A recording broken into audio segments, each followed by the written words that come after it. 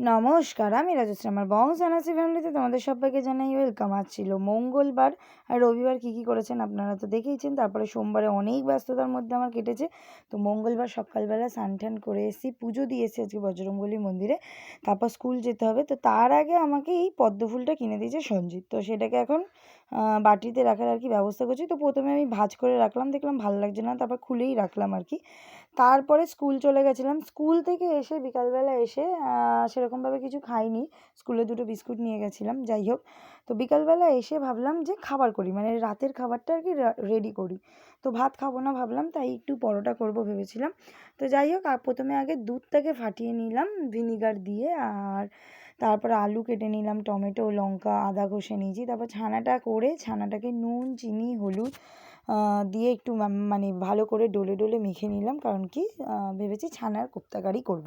হ্যাঁ, পুরো রেসিপিটা যদি দেখতে হয় অবশ্যই আমার ইনস্টাতে দেখে নেবে, রাজশ্রী376 ইনস্টার আইডি আর কি।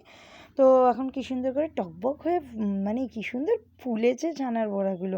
যাই হোক, পরোটা করব ভেবেছি, তারপর একটু মিষ্টি খাবো না সেটা তো হতেই পারে না। এখন ঝড় বৃষ্টি চলছে, যেহেতু বাইরে গিয়ে মিষ্টি কিনতে পারবো না, আর বাড়িতে আমি একাই পড়ে আছি আর ভাই পড়ে আছে। হ্যাঁ, সঞ্জিত খাবে জানি, তবুও আমরা দুজনই পড়ে আছি। তো সুতরাং ভাবলাম যে বাড়িতেই করি।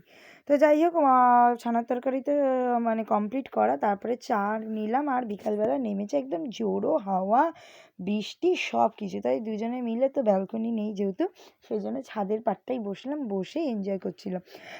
চা নিয়েছিলাম আর মেরি বিস্কুট নিয়েছিলাম। যেহেতু আজকে মঙ্গলবার নিরামিষ, তাই জন্য আজকে মেরি বিস্কুটই খাই, অন্য কোনো বিস্কুট আমি খাই না নিরামিষ দিন। তো সেই জন্যই দুজনে মিলে 2 কাপ চা, লিকার চা অবশ্যই, দুধ চা ভালোবাসলেও দুধ চা আমি খাই না যেহেতু, তাই দুধ চা হবে না।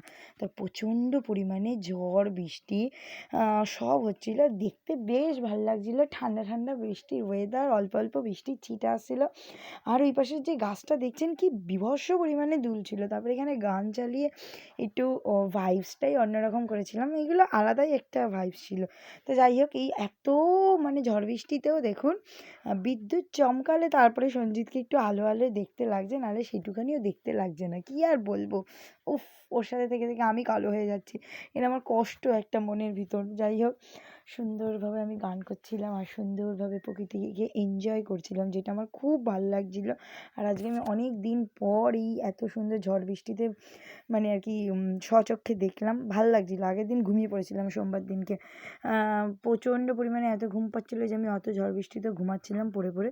তারপরে এইখানে এই যে কী সব করছিলো দেখে না, ও এখানে কী সুন্দর করে পাখি ওরা হাত তাক করছিলো আর আমি সেটা ব্যাঘাত ঘটিয়ে দিলাম।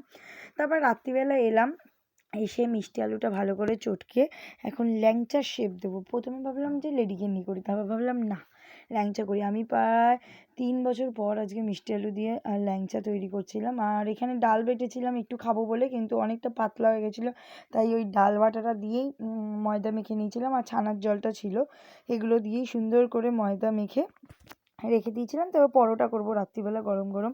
তো মিষ্টিটা যেহেতু একটু ঠান্ডা ঠান্ডাই ভাল লাগবে, তো সেই কারণে আগে মিষ্টিটা করে নিয়েছিলাম। এই দেখুন, কম আঁচে, মানে গ্যাসের আঁচ একদম কম করে লাল লাল করে ভাজতে হবে। হ্যাঁ, কালো জাম করার আমি ট্রাই করতে গেছিলাম, কিন্তু তারপর বললাম না, যদি না হয়, তো কালো জাম করার আর ট্রাই করিনি। তো রাত্রিবেলা পরোটা, ডালের পরোটা, আর ছানার কোপ্তাকারি আলু দিয়ে, আর হচ্ছে মিষ্টি মানে ল্যাংচা আর কি।